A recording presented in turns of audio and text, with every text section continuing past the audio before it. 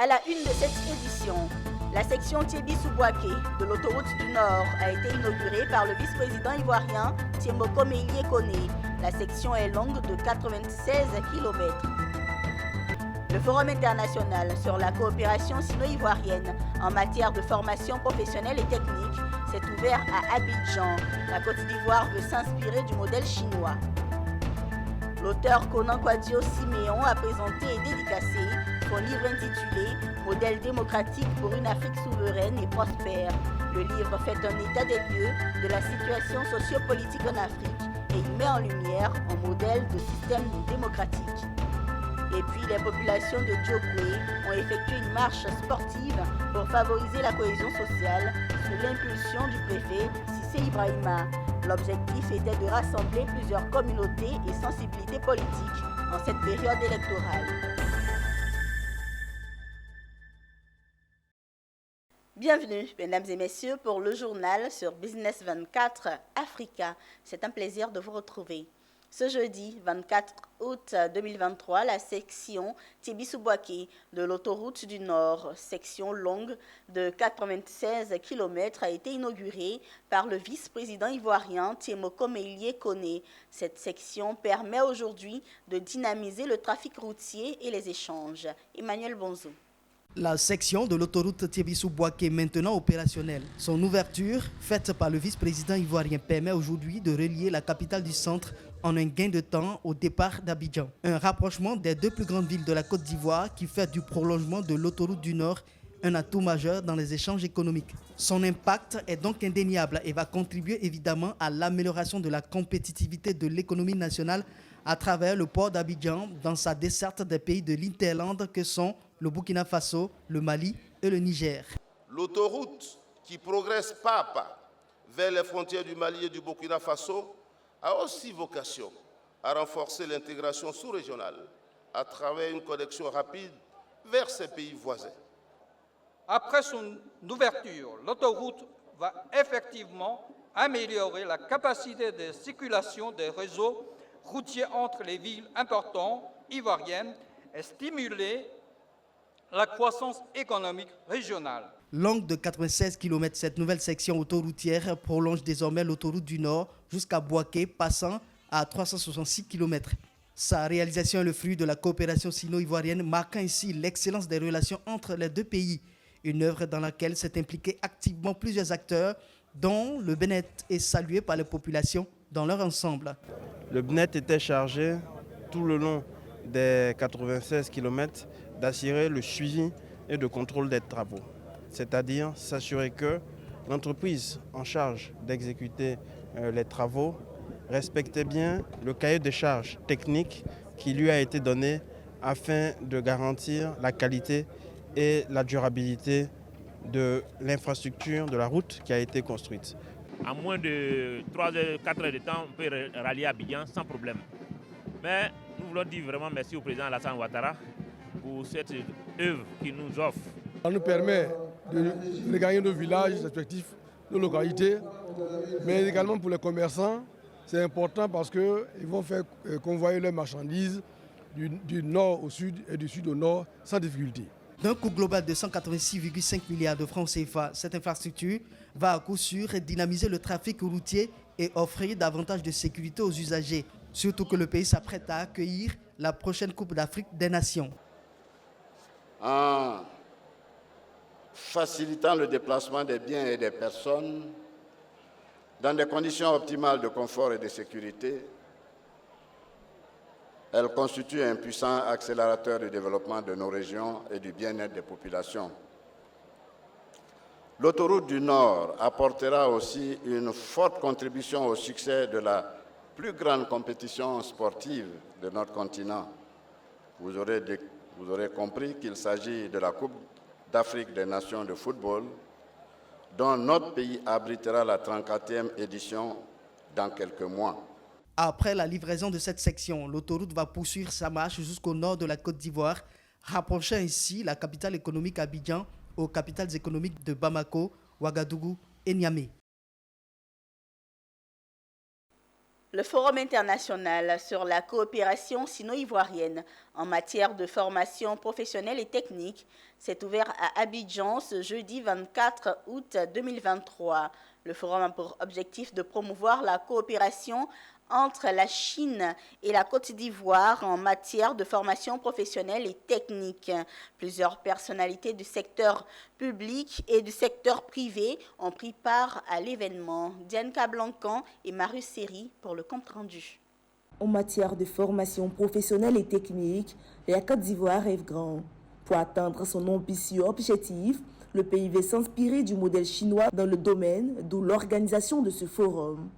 Procédant au nom du ministre de l'Enseignement technique et de la formation professionnelle et de l'apprentissage, à l'ouverture de cette importante rencontre, Sangaré Moustapha a expliqué l'importance de la coopération entre la Côte d'Ivoire et la Chine en matière de formation professionnelle. Les deux nations, c'est-à-dire la Chine et la Côte d'Ivoire, ont décidé de se retrouver pour le secteur de l'enseignement technique et de la formation professionnelle en vue de mettre en relation nos différents instituts de formation. Alors, cela dans le but de pouvoir faire un partage d'expérience et que chaque partie, justement, puisse profiter des bonnes pratiques de l'autre pour améliorer son dispositif de formation professionnelle et d'enseignement technique. On le fait aussi en prévision des 7 établissements que la Chine est en train de construire en Côte d'Ivoire. Au cours de ce forum, ont été abordés des thèmes tels que la coopération entre la Chine et la Côte d'Ivoire dans le domaine de la formation professionnelle et technique, les défis auxquels font face les jeunes en matière d'emploi et de formation, ainsi que les solutions et les opportunités de développement de la formation professionnelle et technique. 中方现在呢，跟这个科特迪瓦方面呢，已经有2个合作了。 Dans le domaine de formation, parce que maintenant, par la société avec le projet de société avec, on va envoyer à peu près 90 formateurs enseignants ivoiriens en Chine pour la formation. Peut-être dans cette année, on va aussi augmenter les autres formateurs par l'association. Donc ça, c'est aussi la contribution de Chine. Le Forum international sur la coopération sino-ivoirienne en matière de formation professionnelle et technique va permettre d'ouvrir de nouvelles perspectives de coopération entre les deux pays. Déjà, des Ivoiriens sont annoncés en Chine dans le cadre d'une formation continue. Puis le programme national de certification des compétences au métier de technicien des systèmes solaires photovoltaïques et de l'efficacité énergétique a été lancé à Abidjan. Un programme mis en œuvre par Côte d'Ivoire Normalisation Codinorm, accompagné par le ministère des Mines et de l'énergie et la coopération allemande. Walter Kofi et Ezekiel Seri pour plus de détails. Un dispositif national de certification des compétences dans les domaines de l'énergie renouvelable et de l'efficacité énergétique existe désormais en Côte d'Ivoire. Conçu de juillet 2021 à juillet 2022, il a officiellement été présenté ce mercredi 23 août aux acteurs du secteur des énergies par les responsables de l'organisme national de certification Codinorm, structure chargée de la mise en œuvre du dispositif. Son objectif est assurer la disponibilité d'une main-d'œuvre locale et promouvoir les compétences dans les domaines des énergies renouvelables et de l'efficacité énergétique. La plupart des acteurs découvraient ce qu'on appelle la certification des compétences. Vous savez, certains pensaient qu'il suffit d'avoir un diplôme, n'est-ce pas, pour être certifié. Certains pensaient que l'expertise n'est peut-être pas requise, mais il faut de l'expérience. Il faut être, comme tout à l'heure la présentation a été faite, il faut quand même de l'expérience, il faut que vous puissiez prouver que vous savez faire des installations. Donc vous avez certes des connaissances théoriques, mais encore faudrait-il que vous puissiez démontrer sur le terrain que vous avez les compétences requises. Dans un moment d'échange, les administrateurs de Codinorm ont répondu aux préoccupations des participants sur les procédures de ce nouveau programme de certification des compétences. Une initiative qui est pour les acteurs du secteur la bienvenue. En tout cas, chez moi, c'est une bonne initiative parce que les gens ne maîtrisent pas l'énergie renouvelable. On parle des panneaux solaires, les gens sont là, disent je connais. Or, c'est pas ça. Par rapport à l'installation, il y a plein de défauts et ça bousille, ça fait dépenser gratuitement les gens, ça fait des bêtes et ça fait que les gens n'ont plus confiance aux énergies renouvelables. Il faut dire que la mise en œuvre de ce dispositif bénéficie de l'accompagnement du ministère des Mines et de l'Énergie à travers la direction de l'énergie et de l'accompagnement technique et financier de la coopération allemande et la GIZ à travers son projet de formation professionnelle dans les secteurs des énergies renouvelables et de l'efficacité énergétique, PROFER. Parlons santé dans cette édition. La maladie du ver de Guinée est une maladie parasitaire qui se contracte par les hommes lorsqu'ils consomment de l'eau de surface, notamment l'eau de marigot et l'eau de rivière. L'Organisation mondiale de la santé, OMS, a fixé la fin de l'éradication de cette maladie en 2030 dans 6 pays africains et le Mali est le seul pays encore contaminé. Pour aider le Mali à éradiquer la maladie et aider les autres pays l'ayant éliminée à être libres de tout risque, l'OMS a initié une réunion transfrontalière sur la surveillance du ver de Guinée pour renforcer les mécanismes de lutte. Zeynab Dosso et Tima Traoré. C'est une réunion transfrontalière sur la surveillance du ver de Guinée, une maladie contractée par les hommes lorsqu'ils consomment l'eau de surface, notamment l'eau de marigot et l'eau de rivière. Elle a mobilisé 6 pays africains dont le Mali, la Mauritanie, le Burkina Faso, le Niger, la Guinée et la Côte d'Ivoire, à l'initiative de l'Organisation mondiale de la santé, OMS. Les représentants de ces pays veulent arrêter ensemble un mécanisme de coordination et de partage des informations à travers un système de surveillance à base communautaire dans les districts frontaliers. L'objectif est d'éradiquer le ver de Guinée à travers la certification des pays encore endémiques tels que le Mali, qui jusque-là présente des cas.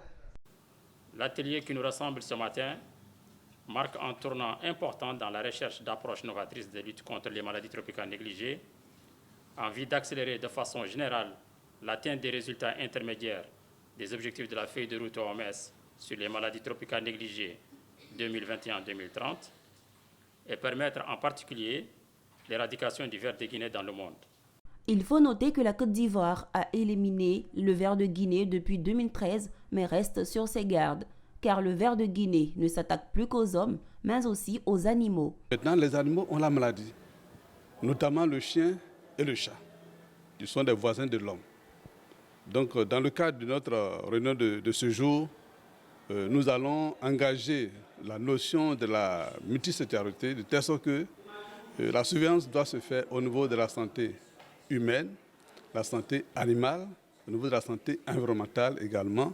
Les acteurs de santé engagés dans la lutte pour l'élimination du ver de Guinée sont tous convaincus que la poursuite du renforcement des capacités des programmes nationaux et des prestataires de services au niveau opérationnel permettra la mise en œuvre des stratégies adéquates de qualité. Intéressons-nous à présent au monde du livre. L'Association des libraires et détaillants du livre de Côte d'Ivoire a tenu ce 23 août 2023 à Abidjan sa 4e assemblée générale annuelle. Au-delà du bilan des activités de l'association, il s'agissait pour le président et ses membres de réitérer leur volonté d'assainir le milieu de la vente des manuels scolaires, surtout à l'approche de la rentrée scolaire. Konena Norgo pour le commentaire. C'est un bilan séduisant présenté ce mercredi 23 août 2023 par le président de l'Association des libraires et détaillants du livre de Côte d'Ivoire à l'occasion de cette 4e Assemblée générale annuelle. Premier président de l'ALDLCI, Koulibaly Boubacar a réussi en 4 ans à mettre en place une base de données des libraires et détaillants du livre, à acquérir un nouveau siège et surtout à intensifier la lutte contre la vente illégale et la concurrence déloyale dans le domaine de la commercialisation des manuels scolaires. C'est surtout la professionnalisation de notre association grâce à la confection des cartes de membres infalsifiables, grâce à ce qu'on a fait pour la lutte contre la contrefaçon, parce qu'avant qu'on y vienne d'abord, la librairie même tirait le diable par la queue. Pourquoi ? surtout du fait de tout ce qui était manuel contrefait, mais surtout aussi du fait de la vente des livres au sein des écoles. Même si tout semble briller, n'empêche que les choses restent bloquées du côté de l'État avec le non-respect sur le terrain des mesures prises dans le cadre du projet de bourse nationale du manuel scolaire Bonamas. Nous, avec la gratuité du livre, normalement, si tout était respecté, la librairie pourrait tirer son épingle du jeu. Parce qu'on allait acheter directement les livres auprès de nous, ou bien on allait passer la commande auprès de nous, et nous passons la commande auprès des maisons d'édition. Là, la chaîne du livre est respectée. Mais on demande à l'État de vraiment se pencher, surtout notre ministère de Culture, de nous aider pour faire respecter la loi sur la chaîne du livre. Le message est entendu, mais moi je suis qu'une envoyée. Donc je vais aller, disons, transmettre fidèlement ce que j'ai entendu. Et comme disait M. Koulibaly, c'est ensemble qu'on peut résoudre les problèmes. Quand les problèmes sont connus, on essaie de trouver les remèdes qu'il faut. Créée en 2019, l'Association des libraires et détaillants du livre de Côte d'Ivoire vise à défendre les intérêts des libraires et détaillants du livre. Je vous l'annonçais en titre, l'auteur Konan Kwadio Siméon a présenté et dédicacé son livre intitulé « Modèle démocratique pour une Afrique souveraine et prospère ». C'est un livre qui s'adresse à tous les pays d'Afrique sans exception. Il établit un état des lieux de la situation socio-politique en Afrique et met en lumière un modèle de système démocratique. À travers son livre, l'auteur interpelle le peuple africain quant à l'urgence de changer de paradigme et travailler à la souveraineté et à la prospérité des pays africains. La cérémonie de dédicace s'est tenue dans la commune de Cocody. Zénab Dosso et Marus Seri. Pourquoi l'Afrique, qui autrefois était si paisible, est devenue en moins d'un siècle le berceau des guerres? C'est la question que se pose l'écrivain Konan Kwadio Siméon dans son nouvel ouvrage intitulé « Modèle démocratique pour une Afrique souveraine et prospère ». Ce livre visite la situation sociopolitique de tous les pays africains, sans exception. Pour l'auteur, l'œuvre est le résultat de plusieurs années de recherche qui tentent de proposer un modèle démocratique pour l'Afrique. Ce livre est un livre à la fois géopolitique, à la fois culturel, à la fois intellectuel et même un peu spirituel. Je suis là pour évaluer la situation des 54 pays, faire des constats qui sont des constats non polémiques et proposer une ébauche de solutions. Après les échanges, vient l'heure de la dédicace tant attendue par les amoureux de la lecture. Plusieurs autorités ivoiriennes, les journalistes, les guides religieux, les chefs traditionnels, tous les participants ont été séduits par la thématique développée par l'auteur.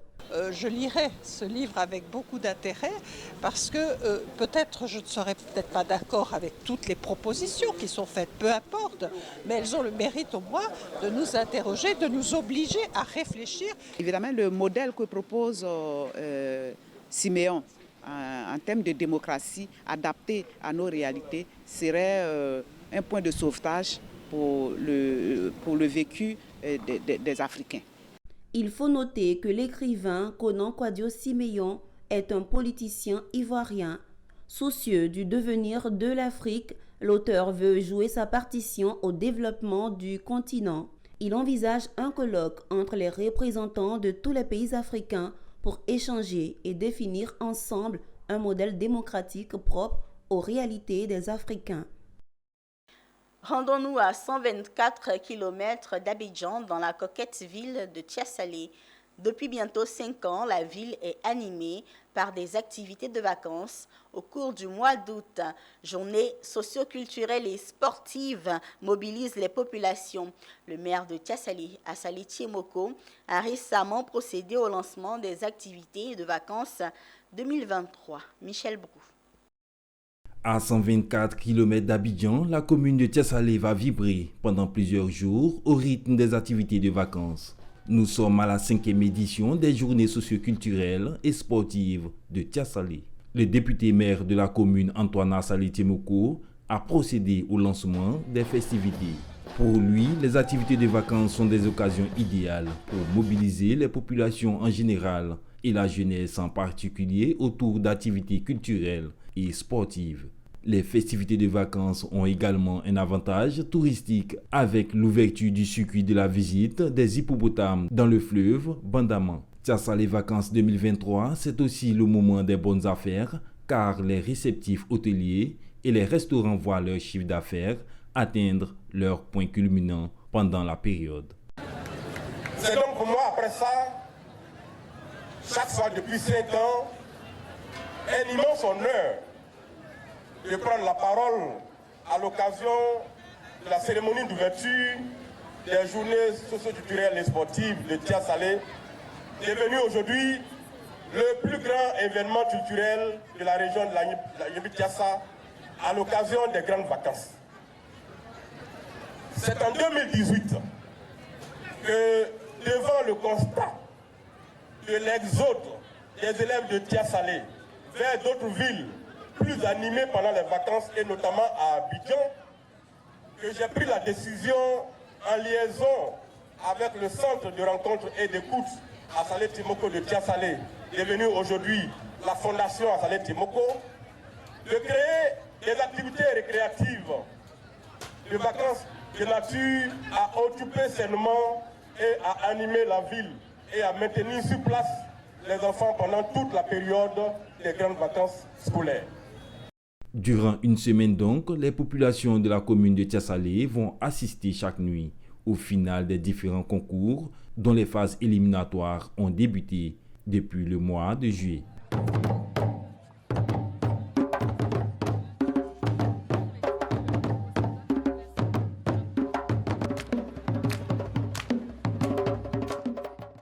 Direction Korogo, dans le nord de la Côte d'Ivoire.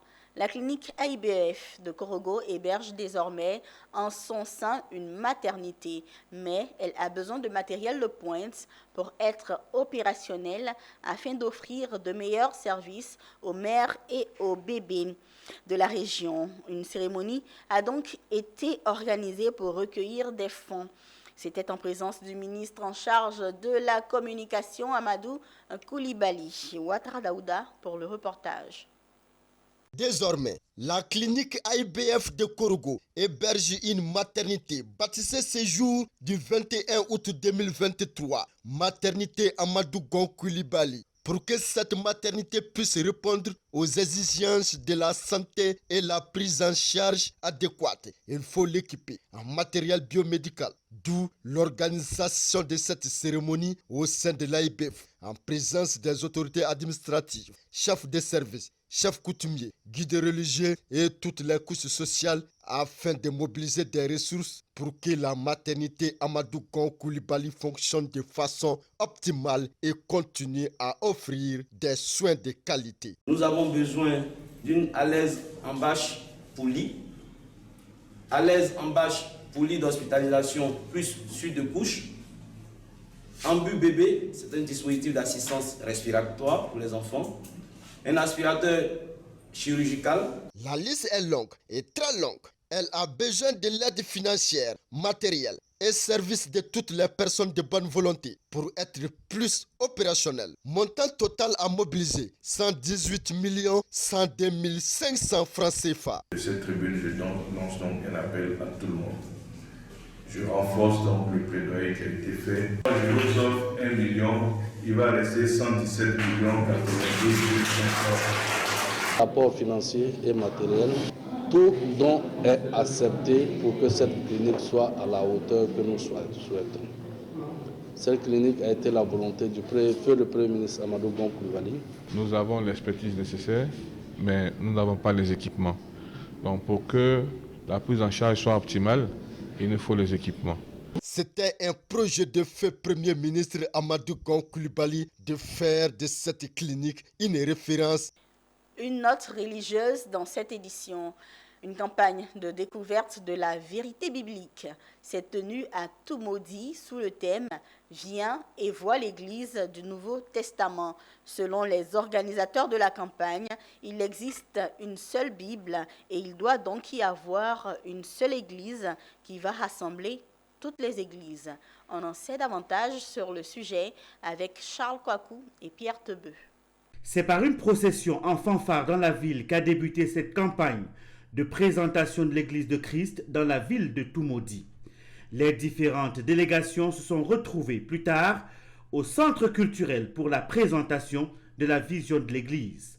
Une vision qui permet de rassembler tous les chrétiens en une seule Église, car après la venue du christianisme, plusieurs églises se sont créées, ce qui a amené à la division des chrétiens et à la création d'autres communautés religieuses et églises dans le monde. De nos jours, nous voyons qu'il y a une seule Bible. Même si elle a beaucoup de traductions, mais c'est une seule Bible. Et de cette Bible, chacun se proclame, lit la vérité, et cette vérité produit des milliers de dénominations, dites églises. On se dit qu'il y a un problème. S'il y a une seule église, et une seule Bible, pardon, il doit y avoir une seule église qui nous unit tous, que nous reconnaissons tous, dans laquelle nous sommes des frères et sœurs, et nous marchons avec Jésus selon sa parole. Or là, beaucoup d'églises avec beaucoup de choses qui nous diffèrent. Je pense qu'il y a quelque chose qui doit nous interpeller. Pour atteindre les objectifs assignés, ils ont eu le soutien des missionnaires venus du Ghana qui ont enseigné les techniques d'évangélisation. Nous sommes invités par les églises ivoiriennes pour former les gens dans les techniques d'évangélisation que nous appelons 4 chants. Et ça, on les a donné les outils pour l'évangélisation efficace. Nous les avons conseillé que la mission de Jésus-Christ est de faire des disciples. Parce que ça, c'est le mandat d'aller par tout le monde et faire des disciples pour Jésus-Christ. Mais nous ne le faisons pas. Parce que nous avons perdu l'art de faire des disciples. Donc, nous les avons enseigné l'art et les outils nécessaires pour faire les disciples pour Jésus-Christ. Viens et vois l'Église du Nouveau Testament était le thème de cette rencontre. L'Église du Christ ambitionne de s'implanter sur l'ensemble du territoire ivoirien. Rendons-nous à Djokwe, dans l'ouest de la Côte d'Ivoire, avant de refermer ce journal. Une région en paix, c'est possible par la marche sportive. C'est la vision du préfet Sissé Ibrahima pour la région du Guémon en cette période électorale. Ce sont plusieurs communautés et sensibilités politiques qui ont répondu oui à la paix et à la cohésion par une randonnée pédestre à Djokwe. Théodore Kanga. Le bien-être du corps et la santé, tel a été l'objet d'une marche sportive initiée récemment à Djokwe par le préfet de la région du Guémon. Selon l'initiateur, cette marche a 2 objectifs. Le contexte de l'activité, c'est dans la continuité de ce que nous faisons chaque dernier samedi du mois. Ici sur la place publique, mais également dans les chefs-lieux de sous-préfecture. Il y a chaque dernier samedi du mois, nous invitons les populations pour la marche sportive. C'est la promotion de la santé, ça permet la cohésion sociale, c'est de renforcer la cohésion sociale. Mais cette fois-ci, ça avait une connotation particulière parce que nous sommes dans la dernière ligne droite. Donc nous avons voulu à travers cette marche donner le ton des activités. En prenant comme groupe leader les autorités coutumières, de préparer les esprits par rapport aux échéances électorales de septembre 2023. Cette marche dédiée aux chefs traditionnels a enregistré la présence des élus et cadres du Guémon. Et je remercie aussi le préfet de région qui a vraiment adhéré à la chose. Et aujourd'hui, vous avez vu l'engouement. C'est vraiment mettre l'humain en avant, sans distinction sociale, sans distinction de parti politique, sans distinction de classe. C'est l'humain qui est mis en action, en avant, la population et tout le monde dans la cohésion sociale, dans la fraternité. Voilà, donc je loue cette initiative et à chaque fois que j'ai eu l'occasion de participer, j'y suis avec bonheur. Vous voyez, là je sens que je vis là, après le sport. Merci encore à tous d'être venus. Pour la santé et le bien-être, 5 km ont suffi aux sportifs pour parler de paix et de cohésion entre communautés, ce qui augure un lendemain meilleur pour la région. Merci, mesdames et messieurs, d'avoir été au rendez-vous de l'actualité sur Business 24 Africa. Nos programmes se poursuivent.